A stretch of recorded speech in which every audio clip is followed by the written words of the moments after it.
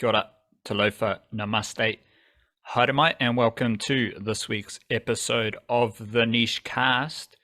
We're from the niche cache, the niche cache, however you want to slice it. We slice and dice Aotearoa sports, the niche-cache.com, wildcard. Let's make a little pattern of this with some Football World Cup happening. Warm up kōrero before we focus on Aotearoa sport. I did catch some highlights of, I don't know what game I was watching, but I did see the clock, and it had the old plus, I think it was plus 8 minutes for extra time, and it was in the 13th or 14th minute, and I just looked at that and I was like, holy hecker, that's weird. So I do want to double down on your stoppage time curiosity, let's just say that. What's your latest observation or insight from the Football World Cup? You don't need to necessarily like round up the results, like folks can go check the results and all that shit, but just your expertise, your insightful footballing brain, what are you noticing with the Football World Cup? Well, only 5 minutes of injury time in the Belgium-Canada game that was on just before we recorded. So I think that's the lowest I've seen yet. And normally 5 minutes is like the peak of injury time if someone adds on 5 minutes. But yeah, good game that one actually. I thought Canada were excellent and lost 1-0. It was one of those things where it's like a little bit more World Cup experience, maybe they'd be different. And also, I don't know. But I mentioned Canada because I thought A, they played great and look like a really good team these days. And B, there was at one point a shout out from the commentator during that game where they said that John Herdman, the coach of Canada, is the first coach to have coached at a FIFA men's and a FIFA women's World Cup at senior level. And of course, I think he also coached the Canadian women's team, but the first team he coached at a FIFA Women's World Cup was the Football Ferns back in the day.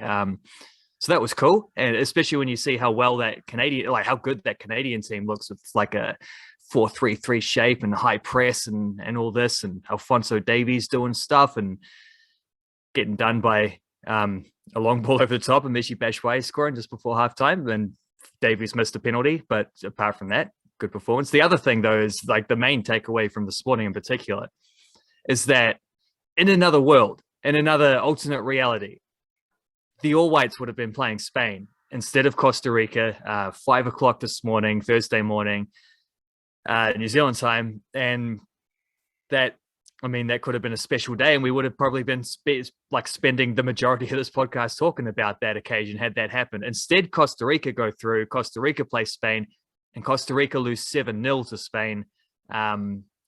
Not only did they lose 7-0, Spain had 82% of possession, and Costa Rica didn't have a shot on target because they didn't have a single shot full stop. They did not have a shot in the entire game. Didn't even win a corner. And I don't know how to check this stat, but I saw someone mention that Spain actually didn't even take a goal kick throughout the entire game. So there are hidings, and then there's that. So I don't know where to. I'm conflicted. I don't know how to think about that as an All Whites fan, because it's like, shame, the team that beat us and slightly controversial circumstances got thrashed. Shame on them. But also, it's like, well, we didn't beat them. How would we have gone if we had to play Spain at that time? So conflicted emotions. But yeah, that was an eye opener, that one, to see Spain looking as dominant as they were, and also Costa Rica looking as completely outclassed as they were. I reckon the All Whites would do better. 5-0, 6-0. I mean, if we couldn't score against Costa Rica, we probably wouldn't have scored against Spain with less than 20% of possession, but we might have kept them to less than 7. I don't know. Yeah, but there's a bit of, Kiwi grit, diving in for tackles, just being niggly as possible, all that stuff that we love about Aotearoa sport. I think that lends itself to a more favourable result than Costa Rica, who may just be chilling, They might just be chilling. La pura vida. Yeah, they're just having the Costa Rican national phrase. I learned that when we played them. I mean, yeah, Marco Stamanic is chopping down bloody little Pedri or Gavi or whoever. Like, those buggers aren't getting to run the midfield on their own if they're playing against Stamanic and Bell and whoever, right? A damn show. Big up to the Patreon whānau. We recorded our Patreon podcast earlier in the week, and we discussed it might be the theme of the week, wildcard, the Blackcaps and Kiwi cricket's middle class. Because off the back of that Patreon podcast, it did flow nicely into my Plunket Shield All-Stars, where I whipped up that All-Stars team, and only one of them hadn't played for New Zealand. Barrett Popley was the only bloke in that Plunket Shield All-Stars team who had not played for Aotearoa. And yeah, there's like Tom Latham, there's Matt Henry, who are both in the ODI squad to play India. There's Ajaz Patel, who's a test cricketer. I kind of chucked them in there just for a funky situation. You got the lefty leggier Michael Rippon, who has played for New Zealand, and you got the left arm spinner Ajaz Patel. That's just my funky bias. But 10 of those 11 dudes have played for New Zealand, and that's the Kiwi cricket middle class. Like, there's just a lot of dudes who have ample experience, have tasted Blackcaps cricket before, and they are the dudes who step up to plug holes in the Blackcaps team. So we discussed all of that in the Patreon podcast earlier this week. So if you are a member of the Patreon whānau, that is there for you to have a listen to. Probably a good time to listen to that as well, just with the Blackcaps ODI series against India coming up, Plunket Shield transitioning into Forward Trophy. So that will be good value for until next week when we deliver another Patreon podcast. And big up to Patreon whānau who support us every week. And if you do want to support the niche case, all facets of our industry, the blogs, the podcasts, the email, dispatches, you can support all of that directly via Patreon, patreon.com/our niche case. Also got the email dispatch every Monday and Friday evening via Substack, thenichecase.substack.com. That's got all our links to our website content, all the links to the podcast, as well as relevant Aotearoa sporting notes. Tomorrow's Friday, so we'll probably be previewing the weekend sporting action. I do have some rugby league notes in this podcast that I do want to squeeze in wildcard ahead of the email dispatch tomorrow. So I'll flesh them out here and then I'll chuck them in the email dispatch tomorrow. And that's always good value every Monday and Friday evening. Just a whole bunch of current eventy relevant Aotearoa sporting bits. And of course, pick up the website, theniche-case.com. That's where we write about Aotearoa sport in depth. Got a Blackcaps ODI series preview for the India stuff. Got that Plunket Shield All-Stars team. Got 5 notes about the Halliburton Johnston Shield. Wildcard's got 2 National League roundups live on the website right now. I feel like there's a Breakers thing coming. Is that a correct feeling? Yeah, I reckon there might be a Breakers thing incoming. I think that might be on the list, on the short list of things to get done before the end of the week or next week and whatnot. I've been kept up a little later on the National League stuff than ideal, but hopefully a Flying Kiwis, maybe a Breakers thing, maybe a second Stephen Adams write-up of the season. Want to do a thing on Millie Clegg at some point. I was toying up an idea of like Chris Wood and where he is at this stage of the season with the World Cup break. Whether I get around to that or not, I don't know. Might have to be a shorter version incorporated into an email or Flying Kiwis, but plenty of yarns. And then very soon will be the end of season National Leagues roundups and team of the seasons and stuff like that as well. So busy days, man, busy days. There is also a recap of the Wellington Phoenix women's first game as well. So lots of funky Aotearoa sporting yarns on our website, theniche-case.com. Today on our agenda, we got Blackcaps cricket. We do have Wellington Phoenix women. As I said, rugby league notes. NZ Breakers are trucking along nicely. And we've got National League football wildcard. We start our podcast with a dose of mindfulness. Hi, Mike. Yeah, I got a quote from Mr. Charlie Chaplin. And first of all, to acknowledge the irony of taking a quote from a fellow who's most famous for being silent, but there you go. Charlie Chaplin once said that simplicity is a difficult thing to achieve. I thought that was a sneaky little the simplicity sounds simple. Difficulties is the opposite of that. Sometimes the things that are simple are actually very difficult to get to, but more rewarding for the fact of that as well, I think. I feel like the simplicity is really hard to achieve for humans because oftentimes the old human brain gets in the way. It's all like ego, and Yeah. I've got more to add. I can do more here. I can add this to this, and then I can make this like this, and then I can do this, and then I can bring in this person. We can do this, and we can do that, and then this happens, and then that happens. And our human brain is just very, it loves itself. It's very egocentric, and it also wants more and more and more. And that doesn't lead to simplicity. Yet simplicity is one of the most effective things you can do. And that's kind of a summary, like our mindfulness. I always feel the need to add something to the mindfulness. Whereas I think the mindfulness is best when I get into my brain and I'm like, just let that simmer, let that just sit in the loins. And here I go again, complicating the mindfulness. So it's just a beautiful example. Yes and no, because it's also what you said there was very like helpful to myself as well in fleshing it out. I imagine that'd be the same with the listener. I'm guessing that like I'm guessing old Chappers there was thinking in terms of art. Like he's probably talking about how he constructs a film scene or something like that. And in order to make it look simple, there's so much work that goes into that to get that appearance. Because if you just try to do it simply off the cuff, it's not going to look simple. It's going to look cheap and dumb and and reckless and stuff like that. So I'd imagine that's what he's talking about there. I also think it's an interesting idea because it's applicable in so many different ways. And I mean, even just on the idea of like trying to find simplicity in art, which in a way is like trying to find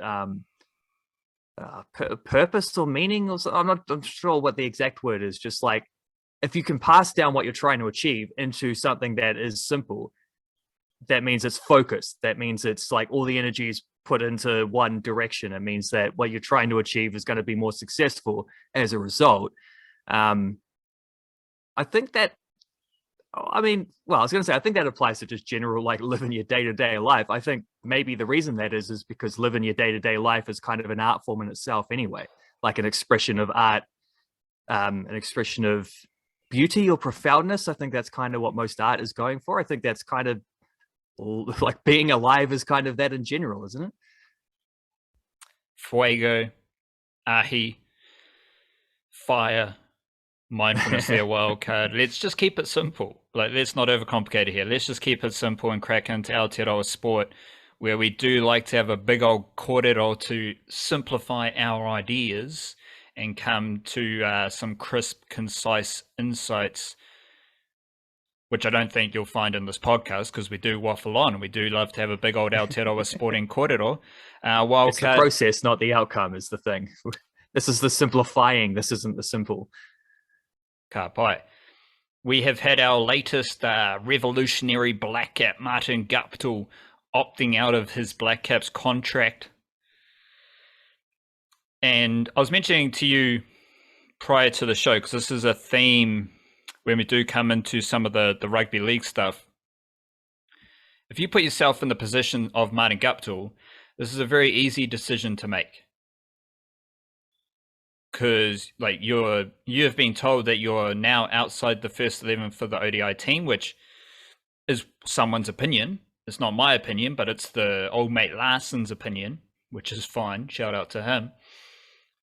But if you're Martin Guptill and you've got opportunities elsewhere, and you are a Blackcaps veteran, and you've got lifestyle choices, you've got financial choices at your disposal, and I put myself in Martin Guptill's shoes, I'm making the same decision, which might be easier for me to make because I remember back in 2017, 2018, I was throwing up this situation because Blackcaps couldn't play in the Big Bash League. And that was when Henry Nichols was flirting with Sydney Thunder, Ish Sodhi was flirting with Adelaide Strikers, Big Bash League was on fire, like sellout. Mitch McClenaghan actually did that, didn't he? Didn't he reject a contract to go play Big Bash and other things? Yeah, I was just building up my yarn. Okay, sorry. Yeah. I simplified it for you. He's like the least relevant dude here, you know, like he's not in the mix anymore. Yeah. Big crowds, hottest thing in international cricket. Like Big Bash League was awesome, less awesome right now, but Kiwis couldn't play Big Bash League. And so in that time, I was like, well, at some point, these Kiwi cricketers are going to opt out of their New Zealand cricket contract because to them play Big Bash League and also play as much cricket as they want in New Zealand. The only thing you give up when you give up your contract is that financial security. Because Martin Guptill can still play as much cricket in New Zealand and for New Zealand as he wants to. Jimmy Neesham gave up his contract and is still playing for New Zealand. Trent Boult won't play in this series versus India. He might play for Northern Districts, you never know. And there's going to be ample opportunities. He's going to play a lot more games for New Zealand as well. So I just see these situations as compounding on top of each other as far as who cares goes. And these dudes like Colin de Grandhomme, Trent Boult, Martin Guptill, they're all older dudes who have kind of, to varying degrees, earned this right through their performances for New Zealand. They have earned opportunities elsewhere, and the New Zealand cricket contracts can be restrictive, they can be constrictive, and they can bring a whole lot of shit that these players might not want to do. Because if you're contracted to New Zealand cricket, there's certain obligations that you have to take part in, and you have to toe that line. So if I'm Martin Guptill, I'm out of my contract because I know I can still get back into the Blackcaps. Like, that's not an issue. So, not to mention wildcard, on top of that, Latudu Taylor is now playing for a trophy. Shout out to you, Crystal Balling. I might have foreseen this situation first when he initially retired, and I threw it up, and then I moved away from it. You brought it up last week, and I was like, nah, that's not happening. Now Latudu Taylor is in the Central District's Ford Trophy squad and team to play today. They are playing in Dunedin. The Northern game, Northern versus Auckland Ford Trophy game, got postponed because of rain in Auckland. Central are playing Otago in Otago, featuring Latudu Taylor. So Latudu Taylor retired and he's still playing cricket in New Zealand. Jimmy Neesham has no contract in New Zealand. He's still playing cricket for New Zealand and in New Zealand. Trent Boult opted out of his contract and went to the T20 World Cup. Colin de Grandhomme opted out of his contract and he's just been playing Plunket Shield. And now Martin Guptill opts out of his contract. He's probably going to smack a whole lot of Ford Trophy runs, and then he can just do whatever he wants. He can step into Big Bash League and any other T20 leagues. Ultimately, these players are just doing what they want to do, and when I put myself in their positions, I'll do the same thing, to be honest. It's an interesting progression with this whole thing, because it did sort of start with Mitch McClenaghan, who, as you say, the least relevant towards these guys. But that's why it's interesting, because there's like a step-by-step thing where it's like McClenaghan says, I've got opportunities to play not just Big Bash, but around the world in a few of these 2020 sort of leagues. And maybe I'm not a first 11 Blackcaps player.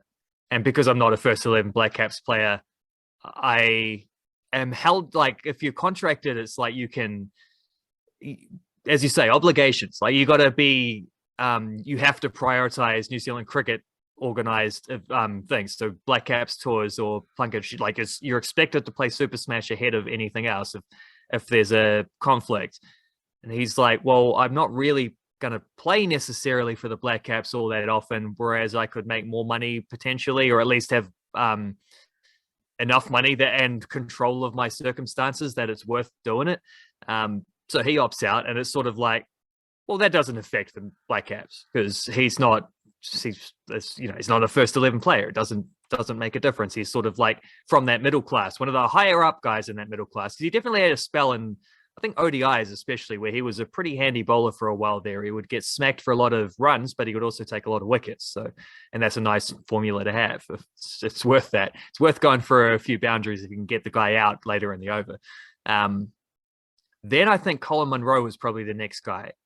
And he was also in that same situation where it's like, you're no longer a Blackcaps first 11 guy and you have options elsewhere. but he had been a first 11 guy for a while there, and it was sort of like he'd been in and had been dropped, and so now it was the next step. It's like, well, do I stick around and fight to get back in this team at the age I'm at, or do I take good money offers around the world, all these experiences that have been like given to me if I can only take them, like do I take that instead? So that's what he chose to do. Now we're on like the third layer of this thing where active Blackcaps are being like, yeah, I don't know. Jimmy Neesham sort of is in and out because he didn't get a contract initially. Probably should have. It was weird that he didn't when he's a first choice player in 2 out of 3 formats. But I mean, we want the test stuff to be weighted higher, but also it seems like the balance isn't right there if Neesham was being ignored. And then when other contracts came up, Neesham had already made commitments to overseas leagues and was like, well, let's, I can't, I can't back off on one. I've signed contracts. So as it goes, de Grandhomme retired in order to do things. It was probably like he'd dropped out of the T20 team for sure. He was probably dropping out of the ODI team, and he hadn't played as much Test cricket as he would have because of injuries. Still probably had value in that Test team, I believe it, but also other opportunities. There you go. If specialist Test cricketer, you got to be a unique character in order to be that dude. Only Neil Wagner seems able to do that, with just like not actually playing that much cricket, but just always somehow being ready. De Grandhomme, I think, is a bit more of a rhythm player and wanted to play more often and whatnot. And then Bolt and Guptill. Bolt's still an exception because Guptill is a bit closer to the Munro one, where it's like he's had a setback in his career, whereas Bolt was still on top of the world, picked every format every time he's available, and every time he's available and every time he wants to play, because we know he doesn't necessarily. It's the thing. He wouldn't have played this India series before. Well, he still had a contract. He wouldn't have played it. He's not playing it now that he doesn't have a contract. It's a weird thing. So there's a strange progress thing going on, and I do wonder if maybe this. I don't think there's a precedent to be set, because I do think there is definitely a precedent, I guess you've got to say, but I don't think it's a threatening precedent for the Blackcaps, because players are only doing this at a certain stage of their career. And it is the latter stages of their career, obviously. I do wonder if a bit more flexibility in terms of just letting dudes play Big Bash might have, like, if you're not going to pick Guptill for the ODI series, do you really prefer him playing, but you still think he's a possibility because you're not 100% sold on Finn Allen yet and you want to give Finn Allen these chances? So if you're not 100% committed there, well, Guptill is your fallback option. Would you rather him be playing Ford Trophy in the rain, or would you rather him play Big Bash at a higher level? I do think that's a bit strange, but I also understand sort of the idea of wanting to prioritize the domestic leagues and all these kind of things. But I mean, the other thing as well is Guptill hasn't actually signed anywhere else, has he? It just seems to be an unkept secret that he's probably going to play Big Bash, and that would most likely be the I think Melbourne Renegades is the team that people keep tossing up. I think is it Livingston, the English fella, I think was there and is injured or pulled out or something like that, and they're looking for a replacement, and it sounds like it'll likely be Guptill. That's probably the thing. Should mention that we're jumping to, or at least I am jumping to some conclusions there and assuming that, but it seems likely he'll be playing Big Bash, and it seems likely that's because that was the Bolt's different, but that was the thing with de Grandhomme, wasn't it? It was a Big Bash conflict that led to him being like, okay, well, I'll just retire from international stuff. So it's an evolving situation and conflict for the Blackcaps. I don't see it as something necessarily to panic about. I don't think players in their prime are thinking this way unless they're not top choice Blackcaps in the first place. So like if Daryl Mitchell were to do this tomorrow, I think you've got an issue. If it's Martin Guptill yesterday, not so much. But I quite like this. I like the idea of seeing more Kiwi dudes in the Big Bash, and I like the idea of seeing Martin Guptill play some Ford Trophy and stuff like that. It's always interesting. Colin de Grandhomme playing Plunkett Shield, like spread the talent around. Like let's see Kiwi players in as many different cricketing teams and leagues as possible and see how that goes. I think it's a better I don't know. I don't want to waffle on too much about these Yeah. things, though. I'll throw it back to you. You told the whole story Simplicity. of you broke everyone who has a contract situation down. So shout out to yourself and your memory for that. You mentioned like Ford Trophy and Plunkett Shield. It's all about Super Smash. It's just where like are players Yeah. choosing the Big Bash League over the Super Smash League, because that's probably like that may be the crux of this contract situation. Because players couldn't, like, if you're contracted in New Zealand cricket, you got to play Super Smash when you're not playing Blackcaps, and that takes out a whole bunch of other opportunities. Even though the Super Smash is just a weird competition with no international caliber players coming from other nations to play the Super Smash. So you're saying, oh, like it would be better if Martin Gups was playing Big Bash ahead of Ford Trophy. It's better for everyone if they're playing Big Bash League ahead of Super Smash. And Yeah. like if Martin Guptill's got no contract, Trent Bolt's got no contract, Colin de Grandhomme's got no contract, and they're all playing Super Smash ahead of Big Bash League, that's kind of like, what are we doing here? Like, what's the point of all this? So just stay tuned for that situation. We'll be tracking that. I do like the double layer because like some of the domestic cricket, like everything in domestic cricket was more interesting than the T20 International Series versus India. Now it's a bit more even because this ODI series against India is part of the Super League, and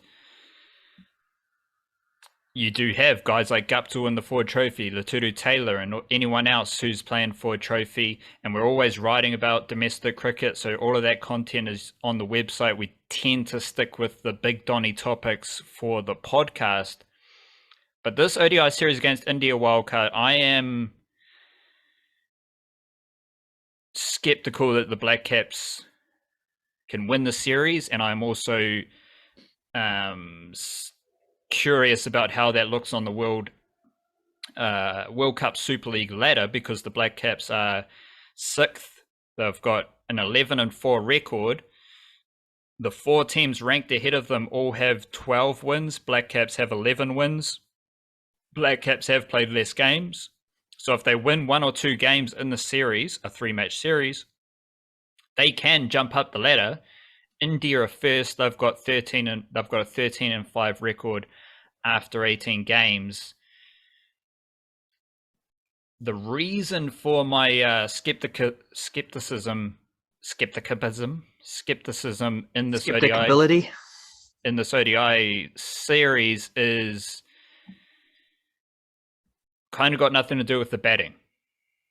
Like, sure, it'll be interesting to see what Fenelon does, how he develops as a crafty ODI batter instead of a slugger. But I wrote this in the preview how Tim Southey's kind of an all right ODI bowler. He's in a great year of ODI bowling, but that's from the West Indies series. And a lot of these players were kind of mediocre in the series against Australia, which is where ODI softness came in because the Blackcaps were swept 0-3. Mitchell Santner was a non-factor in that series. He's not doing his best work. Lockie Ferguson's not doing his best work. And in the Patreon podcast, I shared this clear idea of Blackcaps depth where you've got Lockie Ferguson, Adam Milne, and Ben Sears. We've got 3 fast bowlers, and that doesn't really happen for New Zealand. But we've got 3 in New Zealand cricket, which is great. Ferguson and Milne are in the squad. Milne hasn't played an ODI since 2017, and Ferguson has low-key dipped away from his best form. And Matt Henry's fantastic, but there's a lot of like kind of average right arm seamers. Mitchell Santner's the leading spinner, and he's not that great in ODI cricket. Michael Bracewell had a bit of buzz around that T20 Tri series. Didn't do anything against West Indies, didn't do anything against Australia. So I don't know how the Blackcaps are going to take wickets against India unless it's like super favourable conditions. A bit of moisture around Aotearoa in this very wet November could favour the swing and seam of the Aotearoa seam bowlers. I think this ODI team, like, there's a lot of the bowlers aren't doing their best work, and they are up against a very good Indian team who will be looking to put 300 runs on the board every time they step out to bat, I don't think the Blackcaps bowlers are going to do much to stop that. And that then flows into the pressure on the batting unit. But the key point is that there isn't a bowler in this ODI team to we're kind of talking around it. There's no Trent Boult. Trent Boult's the best bowler in the series against Australia. He's one of the best ODI bowlers we've ever had. And sometimes it's Santner. Sometimes it's been Ferguson. 2019 World Cup, it was Ferguson. Even Adam Milne was kind of good in the 2015 World Cup. But till he got injured. But there's no bowler to hang your hat on and say, this is our dude, because that dude's going to then ease the pressure on Mitchell Santner and Tim Southee. And suddenly Michael Bracewell doesn't have to be an effective weapon. He can just kind of build. He can take wickets thanks to the pressure the other bowlers have built up. If Ferguson's struggling, Southee's struggling, Santner's struggling, there's a lot of pressure on a lot of those bowlers who haven't been that good in ODI cricket this year. Yeah, that's pretty funky situation for the Blackcaps to find themselves in, because the bowling's always the strength of their team. It's been the strength in all of these, or bowling and fielding in particular, and the batting just does enough. And all of these tournament semi-finals and finals that they've been making over this stretch of years, like, the bowling is where that's happened. And to be honest, Trent Boult has been the main man in a lot of that. So he's not here in this series. That's a factor. But also, like, I do think they're a very good ODI team still. Like, they traditionally have been. And I think that's still the case, despite what happened in Australia. And I think a lot of the criticism that their batting came under at the 2020 World Cup and around there, it was like, you know, the Blackcaps are taking too many singles. They're scoring off every ball, but their boundary rate isn't high enough. So, like, well, guess what? That's perfect ODI cricket. Like, if the problem they had with T20 batting was that they were playing it like an ODI, well, here are some ODIs. They're already in ODI form. There's nothing to worry about there on that count. How did that batting look against Australia? Well, they didn't do that against Australia. Exactly. But yeah, Blackcaps in Australia, I almost still want to think like, well, no, you said in Australia. The 2020 World Cup was in Australia. So if we want to against Australia. Okay, against Australia, we'll check the tape there. But the issue, so this is the issue, wildcard. They're playing India, who are one of the best ODI teams in New Zealand, and they're probably going to be trying to hit 300 runs every game. Then after the series, you go to Pakistan for 3 ODIs as part of the Super League. And this is a very difficult phase of ODI cricket for the Blackcaps, considering it definitely is. There's no Trent Boult. They got swept by Australia. Now they're facing a great, I reckon, a great India team. Then they go to Pakistan, and they'll probably need to win at least one game in Pakistan. And they finish by hosting Sri Lanka. Sri Lanka are tricky and funky, and they've got, spinners. They might roll out 3 spinners, who knows, and trouble the Blackcaps. Well, on their bowling for the Blackcaps, the thing is, if conditions are suitable for swing bowling, Loki kind of reckon that India might have the better swing bowlers without Trent Boult.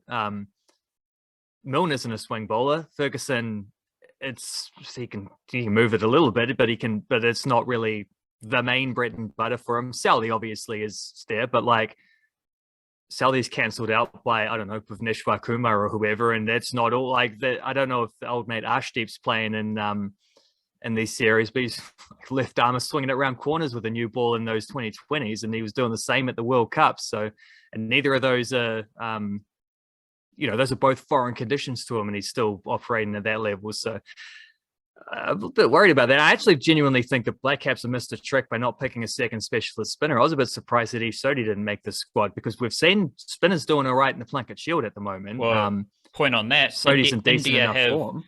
India have Chahal, leggy, and they have also got Kuldeep Yadav, lefty leggy.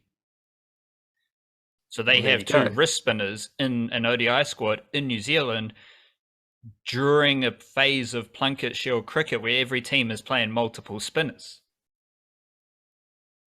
and the spinners are taking wickets. Like Santner's a very good ODI bowler. He's top class. He's maybe not at his best form at the moment, but he's bowling all right. He's certainly not bowling terribly. And he's going to do a job. Like, he's not going to get smashed. He's going to restrict the run rate. He's probably going to take 1 for 45 from his 10 overs. That 1 for 45 looks way different if Trent Bolt's taken 3 for 40 versus if, I don't know, Blair Tickner's getting none for 65 or something. Like, and Santner's not the dude who you can build your bowling lineup around, but he's an incredibly good complementary piece. Problem is, I don't know if they, pretty much what you said, I just don't know if they have an X factor dude, unless Tim Southey's just having a great day, or if Lockie Ferguson recaptures his form of a couple years ago and also a couple notable extended injuries ago, which is probably the relevant factor there for Ferguson. Unless that happens, it is tricky. But maybe the idea is you bowl first, you restrict them to around 300, and you hope your batting lineup can chase it. Because if Fennellan goes off, then that's likely. If Devon Conway bats for 30 plus overs, probably going to get 300 odd score if guys are hanging around with him. Like, hopefully Glenn Phillips gets a decent go in this batting lineup. If not, Daryl Mitchell's perfectly capable of a big knock. It's a funny Blackcaps thing, because they've flipped the script a bit, where like we're now back to relying on their batting stuff to do the trick and carry the bowling lineup. I do think this is the first time in a little while, outside of Test cricket, where I felt they're going to miss Kyle Jamieson. I think he would be a very, very, very useful addition to this team to play India specifically. He's had a bit of success against them in the past, and his variation of that height and bounce, and like deadly accuracy, I think would be the closest thing to an X factor that I think they have available to them at this point in time. But they don't have it available because he's injured. So yeah, that's a sneaky one. But hey, like, Ferguson could just get back to form in a hurry. He's very good. Tim Southey could just have a great day, catch a few edges early on, LBW decision. What do you know? He's got 3 early wickets and the Blackcaps are on top and can build from there. That could happen. But yeah, I am a little bit wary about how they'll fare against India here. And also, kind of don't expect, like, just the way the weather's been lately, kind of don't expect them to necessarily get all 3 games in either, which, I don't know, could be a blessing in disguise. Who knows? We'll see how it goes. Arshdeep Singh is in the squad, and India also have Washington Sundar, who is a spinning all-rounder. So praise Jar that India just roll out 3 spinners against the Blackcaps in New Zealand. That would be disgusting and fantastic at the same time. Part of my caution here, Wildcard, is I'm just getting a bit of a too cute vibe from some of these selections with the Blackcaps, which I don't think is a good package alongside already established softness. We've got Blackcaps Test softness that then bled into ODI softness, and now we've got this ODI squad where there's a lot of tinkering and there's a lot of they seem to like this double whammy pace situation of Ferguson and Milne that doesn't, like, in theory it should excite me because they're 2 fast bowlers, but it doesn't really excite me. And the spin decision going with Santner and maybe a bit of Bracewell seems quite a reaction to some of Bracewell's work, and I just don't know if this is the best Blackcaps ODI team, and I think they have got a bit too cute, which the Blackcaps selectors do love to do. This is a really important series with regards to the Super League, because as I mentioned, touring Pakistan will not be easy, and winning games in Pakistan will not be easy. So I do think this is a really important series, but I think part of it is I think there might be a bit of endurance required. Like, just endure this series and maybe the next white ball stuff, and then I believe there will be a return to the norm with some of the Blackcaps ODI cricket and stuff I don't know. Like, I just feel like some of these players, like I think Martin Guptill is just going to come back into the team at some point. And even if some of the other lads, like someone like Ish Sodi, he might just come back into the team. Who knows? Colin de Grandhomme might just play his way back into the team. And I think there's going to be a transition between this two, like, really cute selection phase where they're just, I think there's a vibe of, a well-known vibe where some of the Blackcaps selection decisions, there's a bit of, yeah, I really love how I see cricket. I love myself, and I love, like this idea I have about cricket. There's a bit of that with some of the Blackcaps selection stuff where it's kind of off-putting, and it takes the team away from like the full strength possible outfit. And I think we might need to endure some of that over the next few weeks. That's just a gut feeling. Yeah, potentially. I mean, definitely I don't mind Allen over Guptill in 2020s because I can certainly see the point, and Allen has, done enough to show that he's a dude to persevere with. So I don't mind that. We just draw a line in the sand and say, okay, well, we're just going to give you extended goes. We're just going to make you this dude and sink or swim, but you're going to have time to get to that point. Like, we're not going to make snap judgments. You're in and out of the team from week to week. I just don't see how he's done that at a one-dayer level. Like, in a 50 over context, I don't see how he's seen as a better option than Guptill. Even if you want to move on from Guptill, I just think like Will Young is a better opening option than Finn Allen in 50 over cricket, and he's not alone. I think there's other dudes who have put up better cases in that specific format. And the Bracewell thing as well. It's like if he's your sixth bowler, even if he's your 5.5 bowler, like the situation where you've picked 2 fifth option bowlers, and it's just we'll see who's having the better day. Maybe one's a seamer, one's a spinner, and conditions might dictate, sort of thing. But you don't go into a game expecting to get 10 overs out of them. That's all right. I don't know. That's really what they're doing with him, though. And they've over promoted him for his bowling so much. And the worst case was in the Test match where they picked him as a specialist spinner over in England, and he got destroyed. Never should have been put in that situation. And also that was another one where it's like his Plunket Shield form wasn't actually demanding Test selection anything close to it. He got there because of his work in other formats.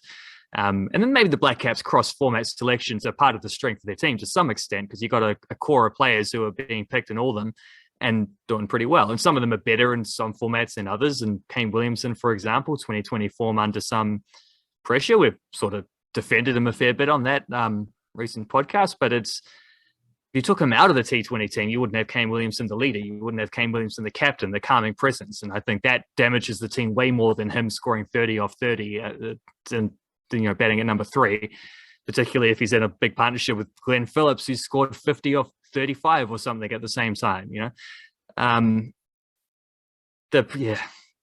They should have picked Sodi ahead of Bracewell, and so I think that's a mistake. But we will see, because they are a good ODI team. I still believe they're a good, strong ODI team. I just you might be right about some of those getting a bit cutesy with some of the ideas, and we'll see how that goes.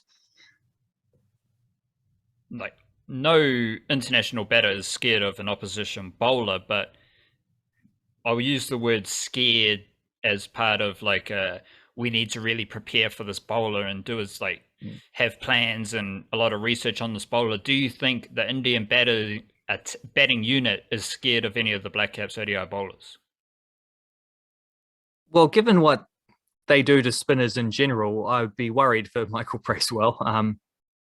And also, I was thinking on Michael Bracewell, another factor here on the bowling is that Jimmy Neesham has not been the same bowler recently. He's never been a tidy bowler, but he's always been a wicket taker.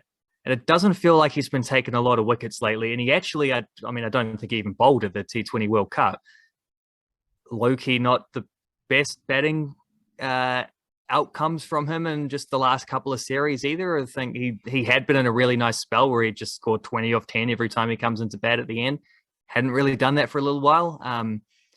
dismissal in the last T20 was pretty ugly, where it's just like he's in such a mode of trying to slug sixes over cow corner and mid wicket that he reached one about 1.5 meters outside off stump and just hit it straight up in the air. Like, bro, just smack that through covers. You're good enough to do that too. So I think that's a factor as well, though. It's the all-rounder thing in general, and Colin de Grandhomme's retirement takes away another option, and I don't see him backing out of his retirement anytime soon. So it's like they're trying to manufacture an all-rounder in Michael Bracewell, and he's not there. That's not him. He's a batter who can bowl some tidy off spin. He's not an all-rounder. Jimmy Neesham in 2022 ODI cricket, 1 wicket at an average of 181 RPO of Bloody 6. hell. 2019 World Cup, 25 wickets at an average of 20.8 and an RPO of 5.4. Neesham's career goes average of 20, 55, 53, 31, 72, 20, 99, 18, 181. So he might be the most volatile bowler year on year in international cricket. You mentioned like the all-rounder package. That all-rounder package was pretty good at the 2019 World Cup. Yep. Colin de Grandhomme's not there. Jimmy Neesham is averaging 181 with the ball this year. So that kind of tells you all you need to know about that spot. Wouldn't be expecting a whole lot of overs from Jimmy Neesham in this series based on that. And if he does, based on this, India might be hitting 400. The RPO wasn't terrible, but wildcard. There's a lot of these bowlers are conceding over 5 runs and over, and there's a lot of great. There's a lot of 5.5. There's sixes and so on, and obviously that plays into the bowling average. I'm just thinking small grounds in New Zealand. Very aggressive Indian batting unit, bowling attack that doesn't seem to be in their best form. I'm not getting a good vibe from this ODI series, to be honest, wildcard. Let's keep it wiggling along. I do want to throw some rugby league notes out there because these are just players, junior players that I am thinking a lot about right now. And we mentioned some of these Blackcaps, putting yourself in their shoes to again, personally, if I was Guptill, de Grandhomme, who's the other one? Bolt, even Neesham. And going back to that Neesham even Taylor, arguably. Well, he retired. So did de Grandhomme. Taylor was at a retirement point, but he's also, I don't know. I think he made a decision that was also influenced by similar. You're not quite in the team anymore. Inklings, The Neesham one, if I do remember correctly, the excuse was there's a lot of ODI cricket coming up, and we don't really see Neesham as part of the ODI team. Then they immediately started picking him in every ODI squad. Every ODI squad. It's very strange, but all those players, if you put yourself in their position, you can.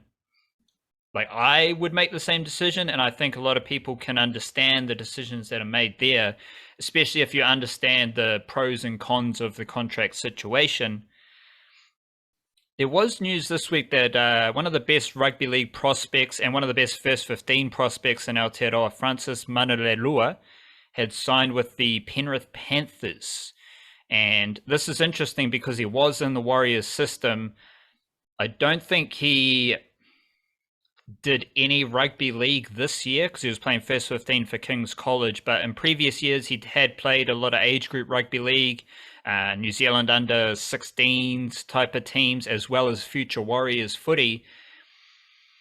And he is now signed with the Penrith Panthers, and he's one of the players that I'm thinking about, but it's the same thing as the cricketers. If you are Francis Manurelua and you've got all sorts of options in either code, because he was one of the best first 15 players in Aotearoa as a midfield back, if you're him and you put yourself in his position, moving to the best NRL team and the best development NRL club, there aren't like having both of those honors in my mind is a rare feat. Easy to see why he's made that decision. So it's kind of like a bit of mindfulness here, Wildcard, where you take yourself out of the situation. If you take your bias and your ego and your sensitivities and your insecurities out of the situation and you put yourself in their shoes, these decisions are very easy to understand, I believe.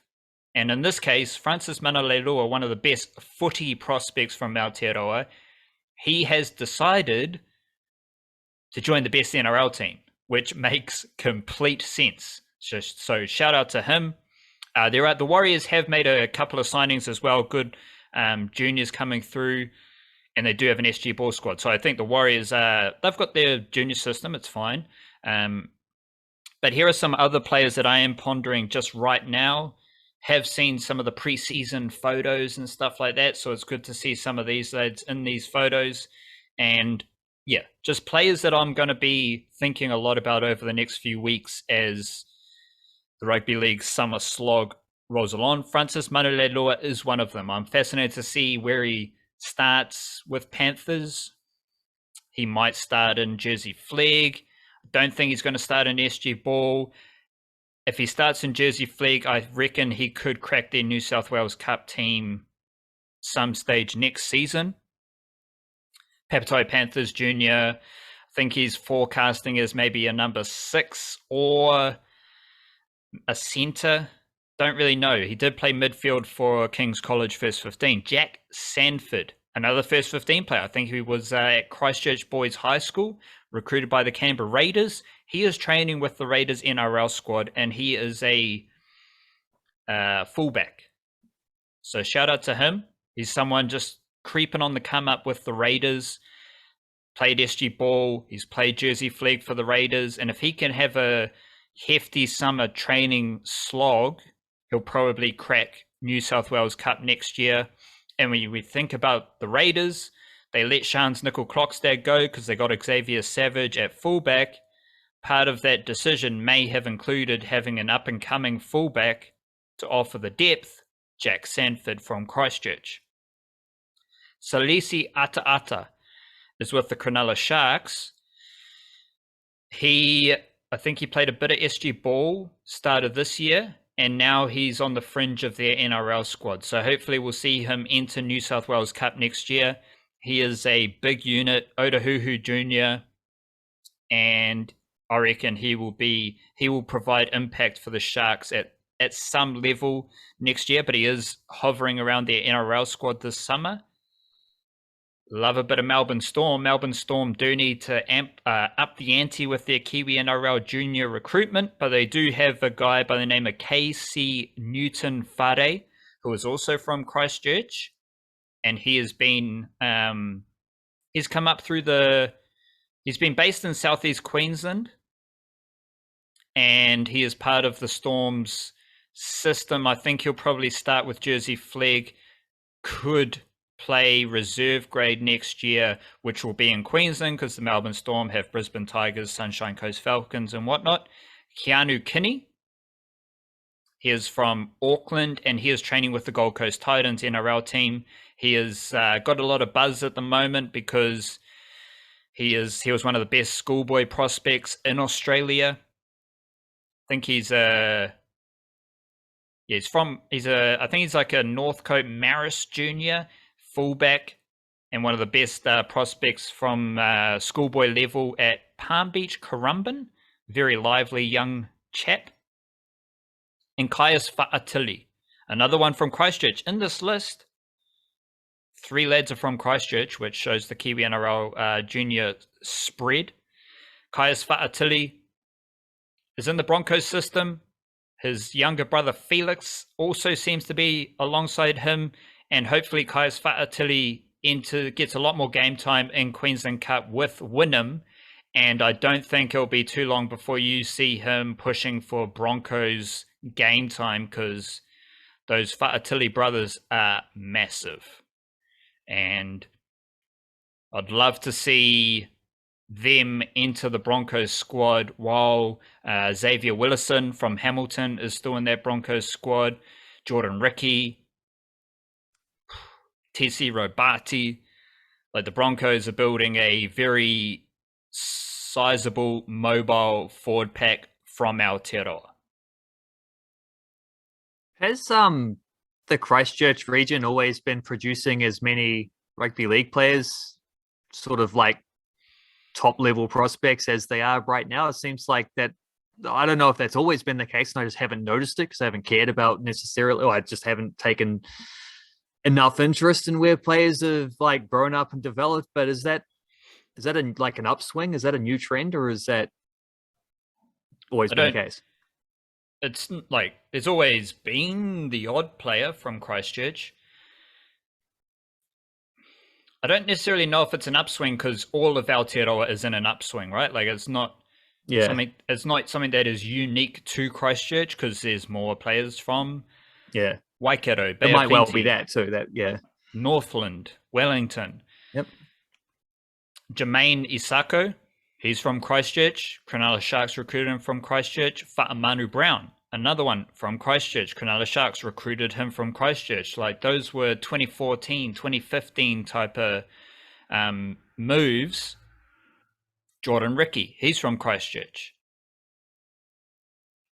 All those dudes have been among the best players in Aotearoa at various points. And I don't know, I think off the top of my head, it represents more the Kiwi-NRL takeover as opposed to anything uniquely Christchurch. We do know that Christchurch is one of, if not the best sporting region in Aotearoa. Like a lot of the Wellington Phoenix women come from Christchurch. Yep. Canterbury football is lit. Canterbury basketball is lit. Canterbury cricket is lit. And that is happening despite Christchurch and Canterbury being the hub of rugby union and netball, old school Aotearoa sporting ideals. Like that's like Canterbury is rooted in this rugby union netball tradition. At the same time, Canterbury is one of the best sporting regions in Aotearoa because of their men's and women's sporting talent in every other sport. I think that is a really interesting idea when we're pondering the state of Aotearoa sport, because Canterbury women's cricket, they're all good. Canterbury women's football, they're all good. Canterbury women's hockey, they're fantastic. There's a lot of men's and women's, like I just think Canterbury is one of the best sporting regions in Aotearoa, although like Wellington cricket's fantastic. There's Wellington League players in the NRL. Wellington football is also fantastic. So it's a highly competitive battle, and Auckland just always feels a bit underwhelming. Like Auckland still gets... it's the obvious choice, isn't it? Because of the population.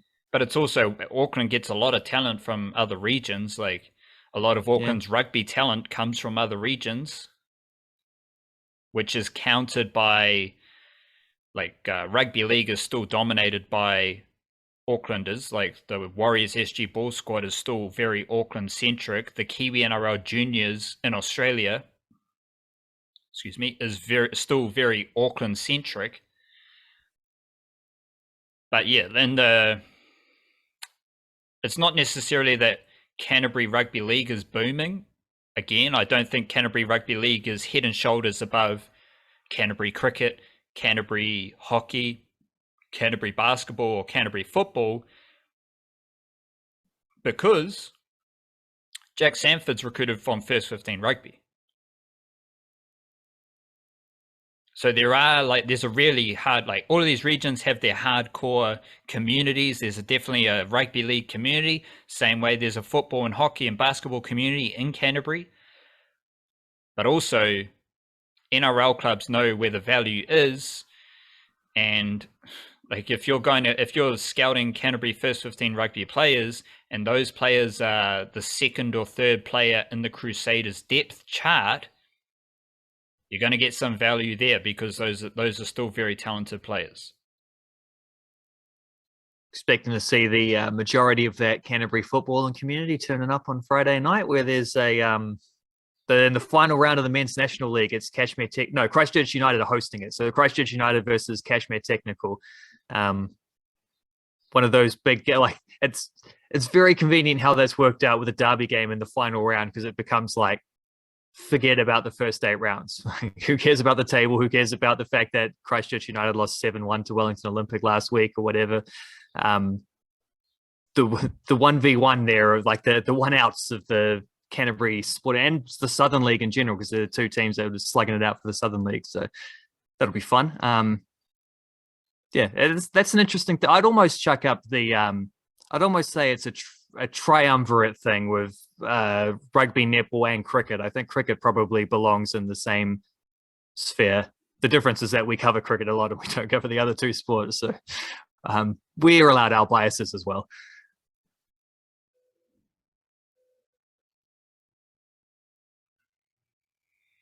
Yeah, I don't want to think about too much. Sorry. I was going down all sorts of rabbit holes in my mind. We got other topics.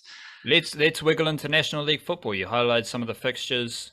Probably could have segued that yourself, but you laid it off to me, so shout out to you. It seems like a bit of a stage in the National League where things are just on the back burner. So I don't know if you want to talk about the best teams who have already qualified for finals football, if you want to focus on the other teams who you won't be talking about in relation to finals footy, because you can probably highlight some key players or insights from those bottom teams, but if you just want to focus on the winners, everybody loves a winner. Yeah, well, this is the last round for the men's, so we'll start with them. And we already know that it's going to be Auckland City versus Wellington Olympic in the final, which is probably quite predictable coming into the season. There might have been a little bit of a, like, can the Central League teams, are they like, how does the best Central League team compare against the second or third place Northern League teams? Well, Wellington Olympic have been better than them, so it's fine, sorted. Like, Wellington Olympic have been fantastic, and they're the most fun team to watch. Auckland City are just as good as them and beat them 2-1 in round 1, which was a little bit of a controversy. Like, there was a dodgy goal disallowed for Olympic, and maybe a draw would have been a better result, like a more reflective result, but that just shows, like, Auckland City know how to do that better than anyone, is to win even when they're not at their best. So, but Wellington Olympic is so much fun to watch because they just attack at such speed. They got fast guys that hit you in transition, but they can also, like, they're also a good possession team. So if it's not on the counter attack, they can just grind you down with passing on top of passing, but always looking for runners and switches and diagonal balls over the top and things. Like, they're a good, fun, enjoyable team. Jack Henry Sinclair has been absolutely brilliant for them this season. Cameron Howison's been absolutely brilliant for Auckland City, and I think most people would sort of acknowledge those two as the two best National League players. So it's definitely like that final. It's probably better to spend more time next week previewing that final. But the two best teams are there, and it's the most enjoyable thing. I will say, keep an eye on the Wellington Phoenix team this weekend, because the A-League team is not playing. So because the A-League team is not playing, a few of their guys last week, we saw Finn Sermon played 30 minutes from the start, was curious, played 30 minutes and then was subbed off after 30 minutes. But, a 30-minute cameo for him. He's played a couple of games for the reserves and trying to get game time. Lucas Moragas, the left-back Aussie fella on loan from Newcastle, started the first couple A-League games. He's played about 5 in a row for the reserves, really trying to get him as many games as possible. Oscar Van Hedem started their last game. Noah Karunaratne he's a reserves player, but he has been on the bench once for the A-League team, and he's one of the better dudes pushing for further consideration there. And then Nico Pennington played, by far the most high-profile player to have played for the reserves. He played last week and was brilliant. Like, he was fantastic. He scored a great goal. He was his passing was excellent, with the exception of maybe a couple early on where he was trying to force the ball over the top and be a bit too aggressive, but he settled into a rhythm. Excellent. And the best thing about his performance was that, like, at one point in the second half, he made like a 40-meter sprint to cover a breakaway counterattack. It's like the foreign professional dropping down. He is, he's Australian/Italian, so he's a foreign professional for the Phoenix, even if he's a local for the league, foreign professional in this competition. dropping down a league to play for a reserve team and still making an effort play like that, I think is a good example of his attitude, and also the attitude instilled in that team from Ufuk Talay, and probably also a bit of Chris Greenacre as well, coaching the reserves. So I'm hoping that their last game this week will also see a few more senior players getting some, the guys who need game time. So that'll be an exciting one to watch. I'm already thinking about an article of like, I don't know, top 5 emerging players from the academy, like the next wave, the current dudes, and you'd have guys like Karuna Ratne there. The Kelly Hield brothers would be on that list. Isaac Hughes for sure, their centre back, he's real good. And Dan Mackay, I think, is a brilliant central midfielder. He's one who will be pushing through. Don't think he's had any first team opportunities yet, other than maybe, I don't know, I'm sure they've all trained with them at some point, but I think he's one who might be on that short list moving forward. There'll be quite a fun team to watch, because it is, of course, the last game of the season for the reserves. So it's the last chance that Tele would have to zap his reserves coach on the shoulder and be like, my boy here needs 30 minutes, mate. He hasn't played much and we don't have another game for 3 weeks. So what do you reckon, sort of thing? I was going to ask you if this is like a phase that Kiwi football fans should be really engaged with, but you just said it's the last game, so it's because it does feel like one of those moments that you got some really impressive international cricketers playing domestic cricket that is like if you're just in Otago, you get down, you might see Laturu Taylor batting in a Ford Trophy game. Like, that's fantastic. During the winter, you might get All Blacks playing club rugby. Those type of situations are really awesome for grassroots sport and local fans to see some of the best athletes in the world at your local park. So this is only available for one more week, like seeing A-League caliber footballers in the National League. Yeah, and the Phoenix are at home on Sunday against Birkenhead, which is a good game, because Birkenhead win that, they'll finish 3rd. And that will be a pretty excellent season for Birkenhead as well, who also have, a fairly high of young dudes in their squad as well. Corbin Piper, for example, combative central midfielder, is one who's stood out for me, although he won't be playing this game because combative central midfielder, he got sent off last week, so he'll be suspended for this one. But Birkenhead are a good fun team as well to watch, and a team that doesn't mind the niggle either, which is always fun. I think Dino Bodica, their centre back, who's probably 23 or 24 at this point, he's had a breakthrough year. I think he's put himself in a caliber of like one of the best defenders in the country. So that's a fun game. There's a few of the other ones, is like maybe, Miramar Rangers have been stretched, and I don't think they're going to put up. They'll probably struggle against Wellington Olympic in their game. They're very much like, as of a week or two ago as well, it's not just this week, they've pretty much flicked the switch and been like, well, let's make sure we get some of the youth guys minutes ahead of next season. There are definitely teams where it's like, because Miramar Rangers are the worst example of this. Best example, but worst case of this, where it's like they had to play the rescheduled 2021 Chatham Cup final at the start of the year. So they've basically had a 12-month season. Like, there's no break. I think dudes are exhausted. There's probably a few injuries and things. There's a little bit of sluggishness because of the way the league is organized this year. But also, it's like the last game. So what do you got to lose? Like, go out there and enjoy it, and then have a bit of a break. Like, it's I was thinking about this yesterday. I don't think there's been a 0-0 draw in either the men's or the women's competition. I'm not sure. I'd have to check that, but I don't think there has been. There've been a few 4-3s. There was a 7-1 last week in the men's. There was a 9-3 in one of the women's games. Not last week, but the week before. I expect we'll see a lot of goals, and that is always fun to watch. On the women's competition, where there's still 3 more weeks there, it's almost certain that it'll be Eastern Suburbs versus Western Springs in the final, and they will be the 2 best teams, and that will give us the highest quality final in terms of entertainment as well as in terms of standards. So nothing to worry about there. Northern Rovers still have a mathematical chance, though. That might be over this weekend. They might be able to take it into the second to last week. Who knows? If they win and Springs drop points, they actually... I know Western Springs are playing Capital.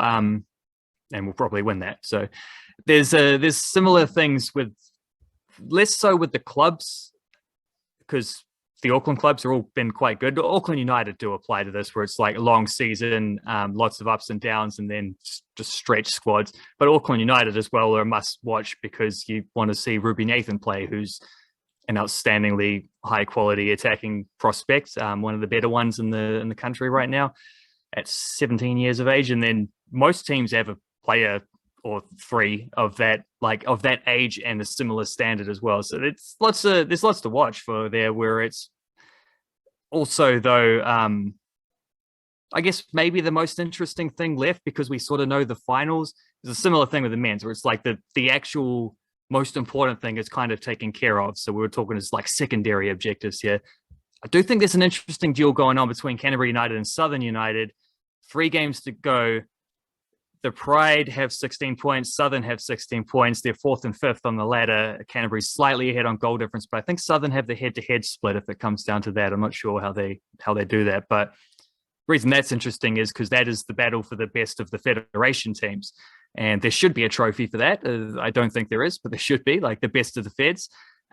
Especially considering the complete like disadvantage all the federation teams are at, not having a full year of club football in order to give them that running start into this league. So that's probably over the next couple of weeks, that's one to keep a very close eye on, is how that goes, because Canterbury, been a bad season for them by their usual standards, but they beat Eastern Suburbs last week. Eastern Suburbs had won 10 out of 10 up until that point. Eastern Suburbs had been unstoppable. No one had figured out how to take them down. And all of a sudden we got this resurgent Canterbury United Pride performance where it's like, oh yeah, this is like the team. A bunch of these players, they're part of those dynastic like championship winning teams. This is what that looks like again. I think a big part of their like finding some really good form over the last couple of weeks, as well as been the fact that the Youth National League season ended and they promoted Charlotte Roche, who's 16 years old as striker. Chucked her into the team. She started 3 games and scored 4 goals. Looks like a hell of a prospect. So, giving them a bit of attack and an anchor up front, like someone to build an attack around, I think is, even if it is a 16-year-old, that's like the way this league works. Is that if you're young enough, if you're good enough, you're old enough, kind of thing. But yeah, definitely funky times. It's been hectic weeks getting to this point, and we are probably at a little bit of a speed bump heading into those 2 grand finals because the women's one is in a couple of weeks. But you know, it's the culmination of a very long season, and there's a lot of very good footballers on display who might not be back next year. Is the thing. Might not be some of them certainly won't be back next year. Like Josh Colletley from Melville United, for example, just as one dude to point out. Great game for them. Really good. Scored a brilliant free kick. It's the second direct free kick he scored this year. He's about 18 or 19 years old. Missed the cut for the under-19 Oceania Championship squad earlier this year. Might still make the under-20s World Cup team, though, if he continues on the way he's going, because he's played a very good season for Melville. But more importantly, he's actually off to trial, according to Melville's website, which seems like a pretty accurate source, off to trial with Melbourne City's youth team. So, I mean, you get a contract there, you get yourself on the A-League later, and then see how it goes. Makes a big difference in terms of the World Cup coming around next year, the under-20s. So, you know, there's a lot of examples like that where we don't know what's going to happen right now. We can't predict what's going to happen, but there's definitely players who will go on to big professional things, and it could be like a last chance to see some of them in the flesh before that happens. No? Some of those female players, I imagine, Wildcard will filter into future Wellington Phoenix women's pipelines, and I was very surprised to see the Wellington Phoenix women suffer a 4-1 defeat in their first game after watching them churn out a really impressive opening half of footy. Like, just their combinations, the centre back pairing, just some of the talent. Old Foster was pretty good. Like, there seems to be a lot of talent there, and I was just like, well, there was the first goal from Melbourne City, it might have been, where the defender just was like right on the Melbourne City player deep in the corner area, and they just Yeah. like Yeah, switched Kate off. Taylor on Maria Rojas, it Yeah, and just was. switched off for half a second, and it was like it was really weird. It wasn't like Well, she gave her a little shove, was the thing. She gave her a little shove, but she followed through on the shove, and then Rojas just yeah, took that like momentum and just turned. It's like, okay, you're through on goal now almost. Well, not quite through on goal, but like into a crossing situation. She set it up at the far post. which like when I was watching, I was like, that's not a mistake. That's just weird. And I don't Well, it think was that one. both. Oh, your opinion. My opinion was it was just weird. It seemed like there was a lot of that for the Wellington Phoenix women, where like they seem like a good team. Like I'm straight up, I just like their team, and I like everything about Wellington Phoenix women's football. I like the connection to the community. I like the fan base that is already there that will rally behind the Wellington Phoenix women as well. I like the style of play. I like the skillful elements of the individual players. Like they're all a little bit different. Foster's a really good winger who has good distribution. Paige Satchel is a bit of a live wire. Like she is quick and she makes breaks, but she also knows how to use her body to shield the ball.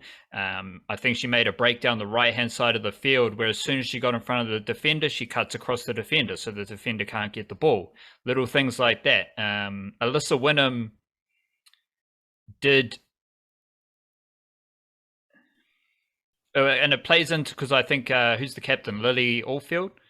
Lily Elfeld, yeah. Yeah, so they were interviewing her at halftime, and she said there was a lot of nervous energy in the opening stages. You could see that, but I was also enjoying their footy. And I think Alyssa Wynnum may have epitomized that nervous energy because she was often getting the ball in space in that, I think it's the number 10 role in football, where you're just like up the front, but not a full-on striker type of thing. And you could... in the pocket. You could see that she was getting the ball, but it was a bit slow processing what to do with the ball. But then later on in the game, you can see why she is pretty good at football, because she's getting the ball. She's got really intricate touches. She can manipulate the ball through 3 or 4 defenders in that number 10 pocket. So I was quite like all of those individual skills. Betsy Hassett, the fulcrum in the midfield. I just like the team. I like the skill sets of the players. I like the whole Wellington Phoenix vibe. So I was a bit bummed out to see them lose that first game. Now they're coming up against Western United, who seem to have had a 1-0 victory in their first game. I actually feel the same way about the Wellington Phoenix women as I do the men. And I think once you get into the nitty gritty with the men, as you do, there's like negative notes. There's like, what's going on? Like they lost the game, and it's all a bit niggly and tricky. When my basic observations are like, this is a good football team, and it's probably one of the better Wellington Phoenix teams, and you can see how they're good. You can see a bit of identity, as we'll discuss with the Breakers. You can see the skill sets of each player, how they complement the other players, and you can see what Ufuk Talai is trying to do and how he's building the team. I see the same thing with the women's team, and maybe it's just a case of giving both teams a bit of time to just settle into their groove and find the wins, and how my observations of just good footy teams develops into a team that is actually winning and can kind of settle into a mid-table A-League team. Like if Wellington Phoenix men's and women's are mid-table throughout the season, that's a fantastic result for Wellington Phoenix as a football organization to build upon. And I think that's possible. I mean, that's the bare minimum for the men's team, I think, which isn't just a good Phoenix team. I think has the potential, and they'll have to do better than what they showed over the first 6 games. But they have the potential to be the best ever Phoenix team. Whether they reach that potential is another matter. But it's a potential outcome. It's something that might happen down the line if things click right and they find the form. Women's, I think, them finishing mid-table, having been wooden spooners last year, would be a massive leap. Like, it doesn't seem fancy to say, well, if they finish sixth or seventh, that's a great season, but from where they were, it would be like that would be clear, visible progress. Prior to the season kicking off, if someone asked me like who are the best teams in the A-League women's, I'd have probably said, well, just go for the three teams that dominated every year these days, which is Melbourne Victory, Sydney FC, Melbourne City. Melbourne City won 4-1 against the Phoenix in week one. Clear to see. They're pretty good. And that was without Hannah Wilkinson for one, although Hannah Wilkinson was replaced by Maria Rojas as an injury replacement player. So that actually didn't work out too well for the Phoenix because didn't get to see one of the better football ferns playing in Wellington. Would have been a nice occasion for her and also for New Zealand fans watching. Be pretty cool. Also, don't think it worked out for the Phoenix tactically because Wilkinson is a very different player to Rojas and maybe certainly not someone who's going to be dribbling out to the wings and turning Kate Taylor inside out and creating goals that way. Stylistically, I think they would have been better suited against Wilkinson, even though that still would have been a very difficult battle. The reason I say that the Taylor thing was a mistake, because it was weird, but then the reason I say mistake is because she did the same thing like 2 minutes later, where she also got too aggressive trying to close Rojas down and got too close. And because she got too close, she didn't stay goal side. And because she didn't stay goal side, Rojas could just drop a shoulder turn and it was in a position where she could score an easy goal, just slipping that thing in at the near post. When it becomes a repeated weirdness, it's also then something that you need to be better at. And the third goal? That might have been, no, I think the third goal is the one after that. So the one after that, the one I'm thinking of is the Zoe McMeekin penalty as well. I think that was the third goal, is what I'm trying to say. And that was the same. She got beaten by Rojas once. She got beaten by Rojas twice. She did well to stay with Rojas. But then it was one of those things where it's like, when I say beaten, she tried to tackle her once and didn't win the ball. Tried to tackle again, didn't win the ball. Went in a little too hard the third time, probably as a result of the fact that she's like, well, I can't let her get past me again because she's getting closer and closer to the goal. Just went in too hard. And Rojas just little hesitation, draw the contact, clear and obvious penalty. Like, those, and Nat Lawrence, the coach, said afterwards the same thing. Like, those aren't structural problems. Those are individual mistakes within a structure that was not. It was definitely being stretched. Like Melbourne City were, after the first 30 minutes, were clearly the stronger team by a bit of a distance. But the Phoenix was scrapping. They were holding on for a while there. There was a missed open goal in the first half, but still. When you make mistakes within that, you're going to lose whether you're playing well or whether you're playing badly or whatever. You just can't get away with those kind of things. So, but those are also correctable things. You don't need crazy amounts of coaching to figure it out. You just need a slightly different mindset and realize I've got to be aggressive. I want to jump into these challenges, but I need to also be aware of where my goal is. I need to also be aware of what happens if I miss time the tackle. Like, I just need to be a little bit sharper in these things. And I think some early season rust is definitely to do with that. And I think you're right. Give them a few weeks, get the wheels rolling over, and then we'll see what kind of a speed they get picked up to. They'll do all right when they get into the swing of it. And that was what we saw last year as well, steady improvements over the season. The other two teams, along with Melbourne City, who I said were really good, well, Sydney FC lost to Adelaide 1-0 and Melbourne Victory lost 1-0 to Western United. So they both actually lost in the first round. Melbourne City won. Melbourne City might well be the very best team in the A-League. If that's the case, a 4-1 loss to them might not look so bad if they're also beating everyone else 4-1. We don't know how that'll go. They might well. And they're missing Hannah Wilkinson. They're also missing Emma Checker. There's definitely not at full strength there. So, I mean, I do think that result won't look quite. It shouldn't have been as bad as it was because they shouldn't have made as many of the mistakes as they did in that sort of 15, 20-minute spell where they conceded all the goals. That wasn't good. They didn't start the second half. They started the second half terribly, actually, having been in a pretty promising position, 0-0 at half time. That shouldn't have happened. But also, even still, I think that's a really good Melbourne City team. And I think they're going to beat a lot of teams and look pretty handy. So that's not too bad from the Phoenix. And in that light, as long as they take the lessons, fix those things up and show a bit more progress next time. Western United is their that was their first ever game. They beat Melbourne Victory. They're pretty good. Like they're a decent team. The goal scorer was Jess McDonald, who's a longtime teammate of Abby Erceg at North Carolina Courage and a USA international. Neither of those two things anymore, but she has been. Like a really, really, really good world-class striker. Phoenix didn't have anyone like that when they were playing their first ever game. So there's a little bit of a difference between those two teams. But also, like, there was a big crowd, big occasion for them.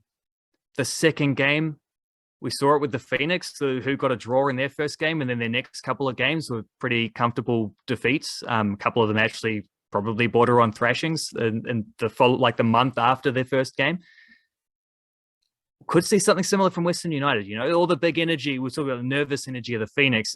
They actually kind of played better when the nervous energy was out there in the first half hour.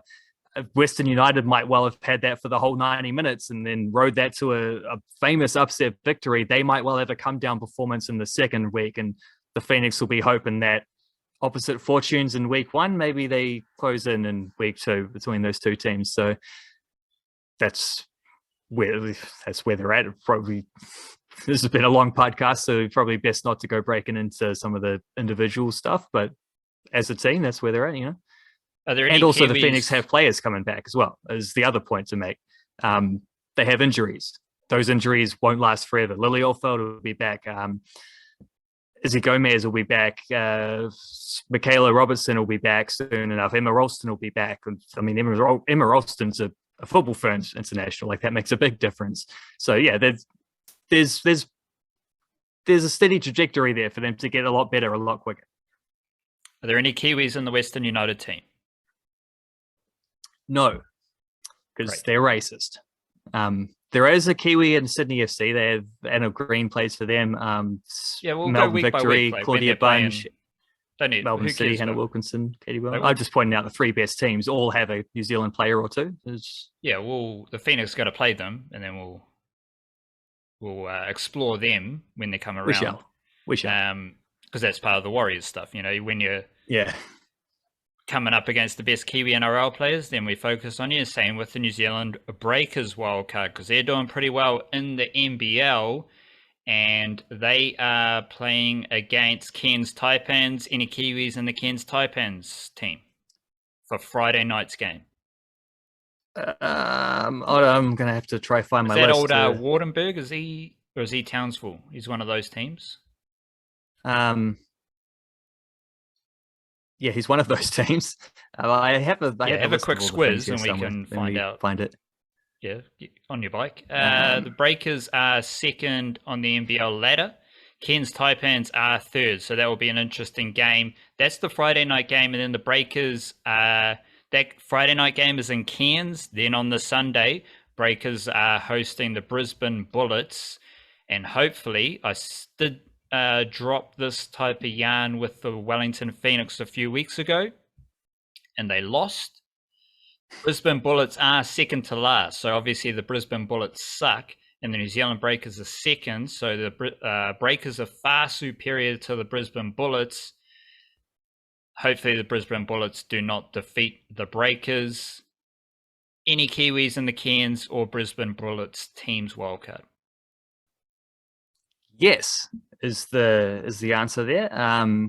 Where are we? Cairns do have Sam Wardenberg, plays for the Cairns Taipans, so there you go.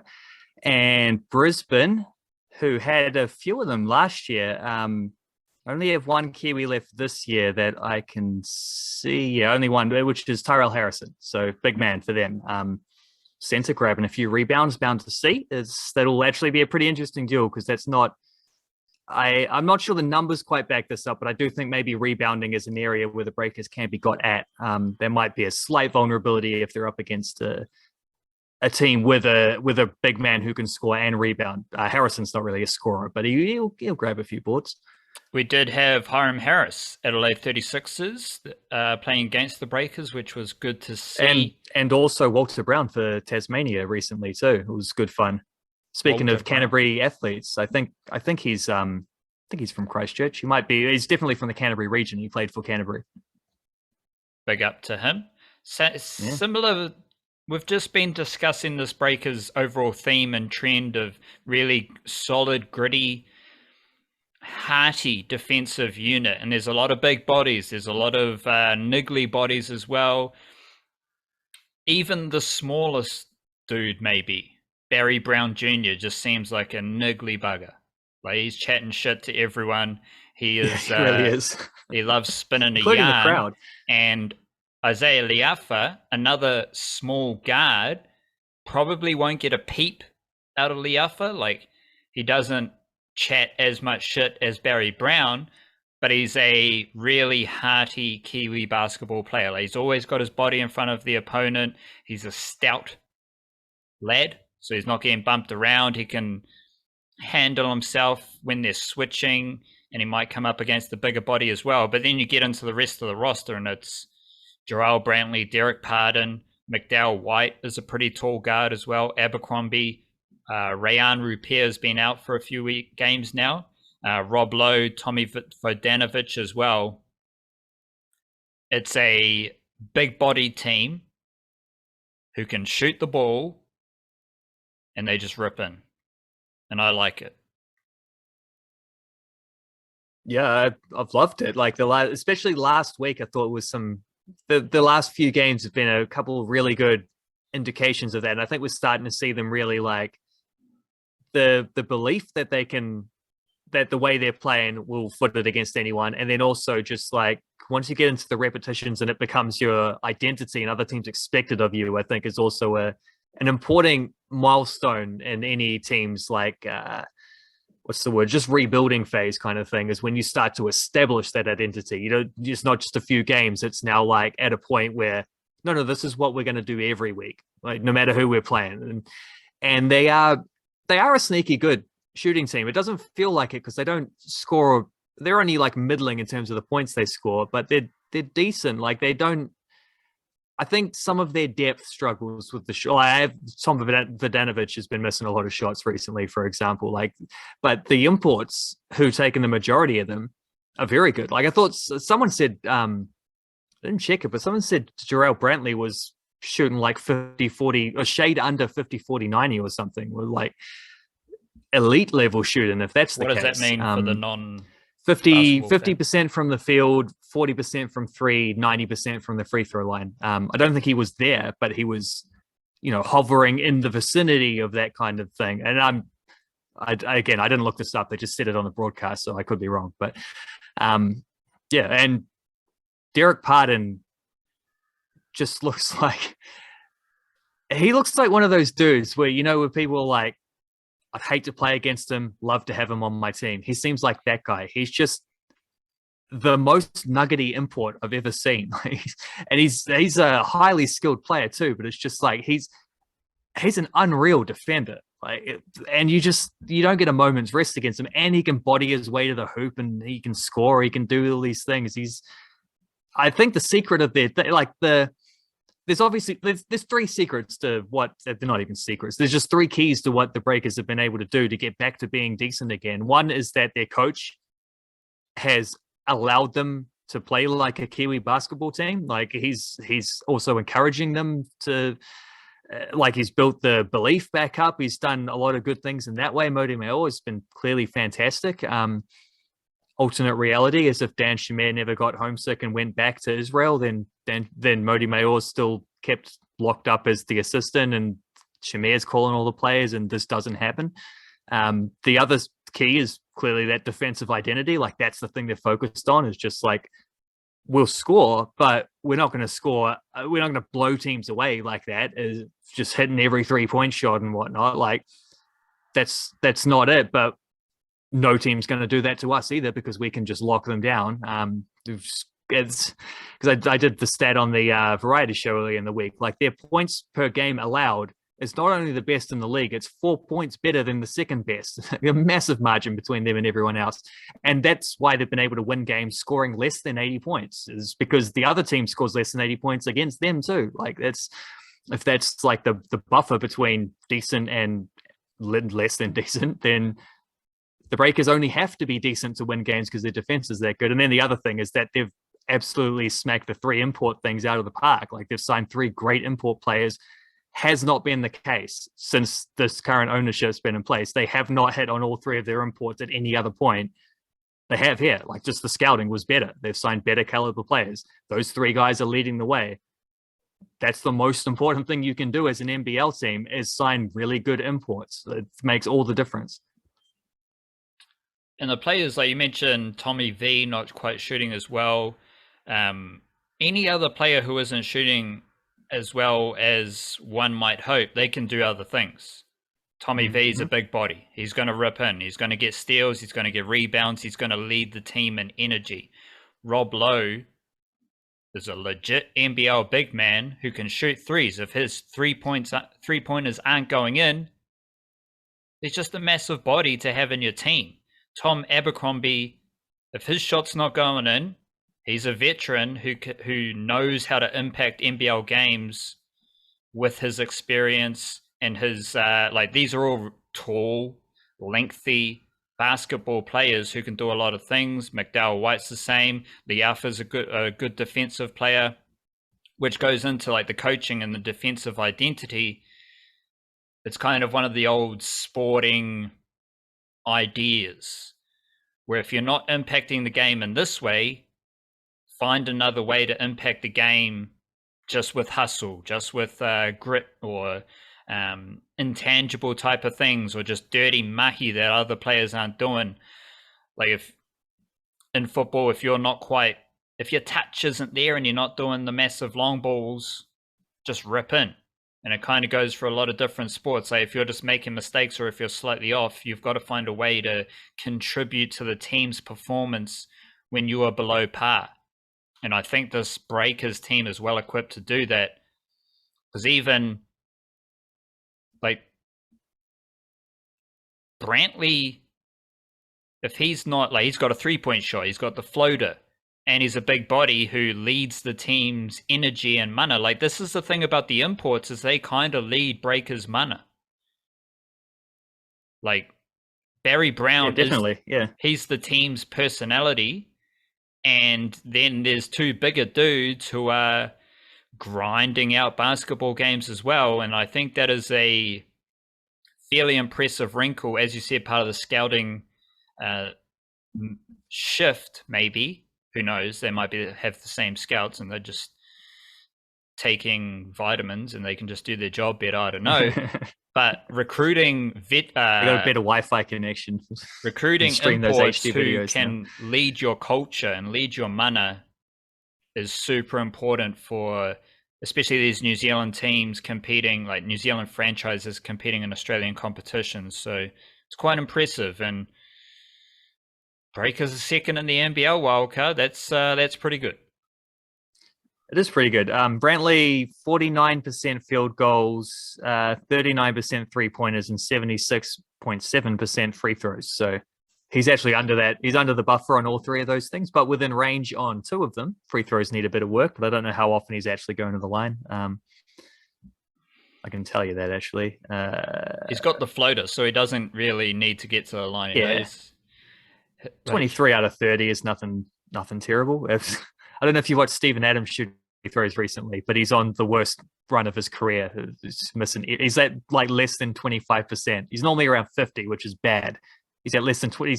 He's twice as bad as he normally is at free throws at the moment. It's a bit ugly. And he's also got a bit of a herky-jerky shot. Like when you watch him... Yeah, he's very one-handed. It's not smooth. So it's a bit of a... We like to incorporate both sides of it, stats and watching sport. And you outlined Steven Adams' free throw stats, and then you watch him shoot the free throws, and it doesn't look good. So it's kind of a holy matrimony of Steven Adams' free throw shooting. We need him to get to the I can't remember the dude's name, who used to throw them underhanded, like just like two hands, underarm, throw it up that way. Let's get to some of that. He's one of the few, because I remember hearing, I think it was on Malcolm Gladwell's podcast, he did a thing about it. He's like, well, actually, people who shoot that way are actually really successful. Like it's very few people in history who have tried to shoot free throws underhanded have actually had really good marks, like way better than when they've tried to throw overhanded. And it makes sense for a big man too, because one of the reasons big man missed is because the angle is really flat. So obviously if you're trying to get the ball to go down a hoop, if you're throwing it flat because you're so tall and your release mark is almost as high as the hoop itself, makes sense. It's going to hit the rim and come off a lot. Whereas you think of the greatest big man shooter of all time, Dirk Nowitzki. What do you think about his shot? Is the little fadeaway, of course, is one thing people think of, but really high arc. Like he really threw that ball not just above the rim, above the hoop entirely, above the shot clock. It would drop down almost like vertically into the hoop when he threw him like that. Not a coincidence he was such a good shooter when that's the case. You really got to give it air, so the angle that it hits the hoop at, right? If you underarm it, that's how it works because the ball's dropping down like that. But I think it was Wilt Chamberlain did it one season, had the best free throw shooting of his career way back in the day, and then never did it again because people made fun of him because it looks stupid. You know what NBA players are like with their own, personal brands and whatnot. Nobody else has ever really wanted to try it. Maybe Steven Adams is the right type of personality to just go against the grain and be like, I don't care if it looks dumb. Like I'm bigger than you, and I tell you what looks dumb. I get to decide these things because I'm 6'11" and massive, the strongest man in the NBA. Like, try something out of the box. I don't know. None of the American players ever want to try it, but maybe a Kiwi dude in the NBA who's already an anomaly will lean that way. Maybe, who knows? The other thing is his coach at OKC used to do free throw shooting with him, and if he missed, the guy would Coach Darko is a Serbian fella, used to just punch him in the ribs cage if he missed. Like, every time you miss, I give you a punch in the ribs. There's your incentive to not miss. Well, he's actually an assistant with the Grizzlies. He worked with Steven Adams at the Thunder. He's now an assistant with the Grizzlies, so he might need to bring that tactic back out again. Glad you talked through those ideas, and we'll keep searching for simplicity and the simplicity comes next. That's how he figures out how to make free throws. More meaning yourself there with your sporting yarns, but I think Steven Adams is the epitome of simplicity, and we will keep searching for our own version of Aotearoa sporting simplicity. That is the Niche Cast. Big up yourself. Stay tuned. Lots of fantastic Aotearoa sporting content coming over the next few days. Big up yourself. Kia kaha. Stay beautiful. Chir chir.